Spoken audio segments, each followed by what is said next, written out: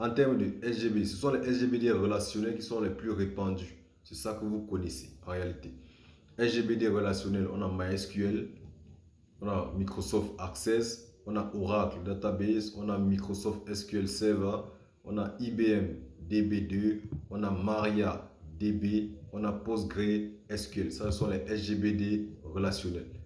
Salut à tout le monde. Vous allez super bien, j'espère. Pour moi, je me porte très bien par la grâce de Dieu. On se retrouve directement avec une leçon 2 de notre cours sur l'initiation aux bases de données. Je vais directement vous présenter le titre de la leçon et le plan. La leçon ici va s'intituler les SGBD. D'accord? On va voir la signification du cycle directement tout à l'heure. Le plan. Grand 1, définition. Grand 2, rôle d'un SGBD. Grand 3, structure d'un SGBD. Grand 4, type de SGBD. Grand 5, exemple de SGBD. On prend le générique et on entame directement avec le contenu de la leçon.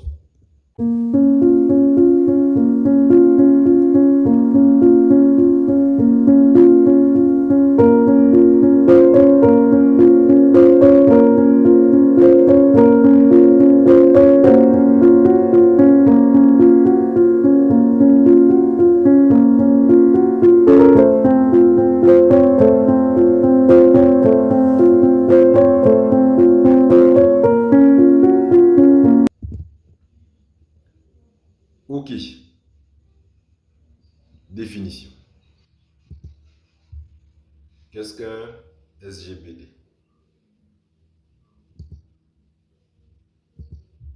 En termes de définition ici, un système de gestion de base de données en abrégé SGBD est un logiciel qui permet à un ordinateur de stocker, récupérer, ajouter, supprimer et modifier les données contenues dans une base de données. Donc en réalité, dans notre première leçon, nous avons parlé des bases de données comme étant des systèmes numériques ou alors électroniques qui permettent de stocker, de récupérer, de gérer et de mettre à jour. En réalité, cette gestion est permise ou alors est possible à travers cette catégorie de logiciels que nous allons appeler les SGBD, les systèmes de gestion des bases de données, comme vous voyez ici.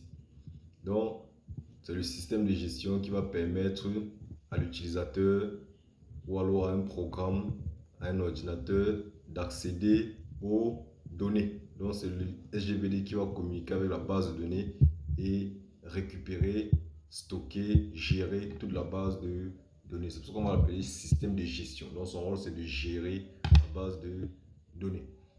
Ok. On va donc passer au rôle.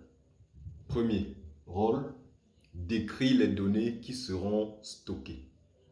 On va voir dans la suite qu'il existe ce langage qui permet d'effectuer cette description. D'accord? Manipuler les données. Manipuler les données qui ont été décrites. D'accord? Ajouter, modifier, supprimer les informations. Contrôler les données. Vérification des contraintes d'intégrité. Consulter les données et traiter les informations obtenues. Sélectionner, trier, calculer, agréger, etc. Partager les données. Plusieurs utilisateurs ont accès au moment. Sécuriser les données. Reprise en cas de panne, journalisation, etc. Donc, c'est le SGBD qui va s'occuper de tout ce qui concerne les données dans la base. Décrire, manipuler, contrôler, consulter, partager, sécuriser. Donc voilà le rôle d'un SGBD. On passe. Grand 3, la structure d'un SGBD. Un SGBD, autant pour moi, se compose en première approximation de 3 couches emboîtées de fonctions de plus les mémoires secondaires, depuis les mémoires secondaires vers les utilisateurs. Donc nous allons voir ici que nous avons premièrement le gestionnaire de fichiers encore appelé système de gestion de fichiers.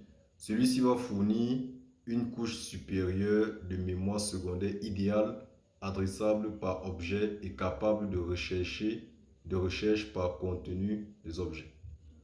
Donc c'est le gestionnaire en réalité qui va gérer ce qui concerne le stockage des données. Parce que c'est ça qui va fournir la mémoire.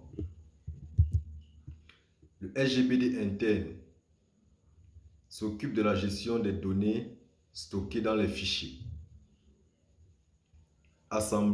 L'assemblage de ces couches en fonction s'occupe de la gestion des données stockées dans les fichiers. Donc, comme ici, on a déjà stocké à travers les gestionnaires, ici, on va gérer le stockage, l'assemblage, le déplacement, la gestion des liens entre les objets. OK. En dernière position, ici, on a le SGBD externe. Il assure d'une part l'analyse et l'interprétation des requêtes utilisateurs en primitive interne, d'autre part la transformation des données extraites de la base en données échangées avec le monde extérieur. Donc, c'est le SGBD externe qui va communiquer avec l'utilisateur.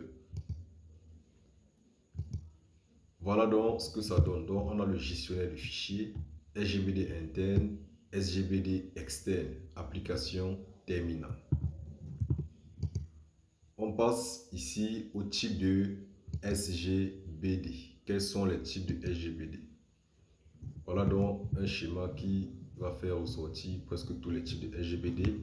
Un SGBD se compose, bon ça c'est le texte de tout à l'heure, ça n'a pas de place ici. En termes de SGBD, on a ici le SGBD relationnel. Il permet de gérer les bases de données relationnelles. Je pense qu'on a, à la première leçon, on a vu tous les types de bases de données. Donc, chaque SGBD va s'occuper d'un type de base de données. En réalité, c'est ça. Donc, on a les SGBD relationnels qui gèrent les bases de données relationnelles. On a les SGBD hiérarchiques qui permettent de gérer les bases de données hiérarchiques. On va voir les exemples dans le grand 5. On a les SGBD réseau qui permettent de gérer les bases de données réseau. On a le SGBD orienté objet qui permet de gérer les bases de données orientées objet. Donc voilà, en quelque sorte, les types de SGBD qui existent. Relationnel, hiérarchique, réseau, orienté, objet. En termes d'exemples, on va catégoriser aussi les exemples. D'accord? Quels sont les exemples de SGBD? C'est très simple. En termes de SGBD, ce sont les SGBD relationnels qui sont les plus répandus. C'est ça que vous connaissez en réalité. SGBD relationnel, on a MySQL, on a Microsoft Access, on a Oracle Database, on a Microsoft SQL Server, on a IBM DB2, on a MariaDB, on a PostgreSQL. Ça, ce sont les SGBD relationnels.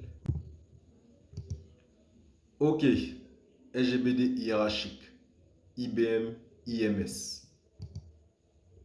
SGBD orienté objet, intersystème caché, intersystème Iris Data Platform. SGBD non relationnel. On a ici OrientDB, CoachDB, MongoDB, Cassandra et Resys. Donc voilà quelques exemples de SGBD par catégorie. SGBD relationnel, voilà ce que vous connaissez, voilà ce qu'on a. Et pour les autres aussi, voilà ce qu'on a. Là, la leçon est terminée. Il faut donc répondre à ces questions aussi. Il faut noter ces questions, refaire les leçons et répondre soit personnellement dans un cahier, soit vous pouvez répondre aussi en commentaire. Les questions sont très simples. Il faut définir SGBD premièrement. Deuxièmement, donner le rôle d'un SGBD. Troisièmement, donner la structure d'un SGBD. Quatrièmement, donner les types de SGBD. Cinquièmement, donner les exemples de SGBD. Vous pouvez catégoriser ou alors vous citer tout simplement les exemples. C'est tout ce que j'avais à vous présenter aujourd'hui pour cette leçon 2. On va se retrouver pour la leçon 3 où les choses deviennent encore plus sérieuses et plus intéressantes. N'hésitez pas à vous abonner si ce n'est pas encore fait et d'activer surtout la cloche de notification. Là, quand je vais poster une vidéo, vous allez avoir ça dans la barre de notification de votre téléphone ou alors votre navigateur va vous signaler ça. On se retrouve donc demain pour la leçon 3. Ciao!